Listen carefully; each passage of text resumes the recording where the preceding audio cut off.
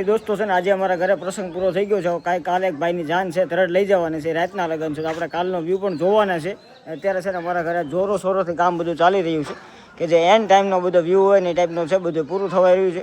ગાદલાથી બધી માંડીને બધી વસ્તુ ભરવાની છે, બરોબર છે. તો આ ટાઈપનું બધું અત્યારે જો આખું ઘર ખાલી થઈ રહ્યું છે.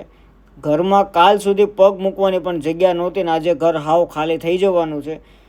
હું ખાસ તો આ લોકોનો આભાર માનીશ જેમણે અમને આ પ્રસંગમાં મદદ કરી અને તમારો ટાઈમ ફાળવ્યો છે. બધાને આભાર છે. જે લોકો પહેલેથી છેલ્લે સુધી કામમાં, આ બધાનો આભાર માનીએ ને એટલે ઓછો છે. અને છે ને છેલ્લે અમારે ચા પીવાનો રિવાજ તો કાઠિયાવાડમાં પહેલાં આવે છે, બરાબર છે ને. આ બધા દોસ્તો વરાજા સાથે જે કાલનો વરાજો છે ને તરતનો ગપ્પા મારે છે ને ટ્રેક્ટરમાં ફૂલ બધું લોડિંગ થઈ ગયું છે. ટ્રેક્ટર ભરીને હમણાં જવાનું છે.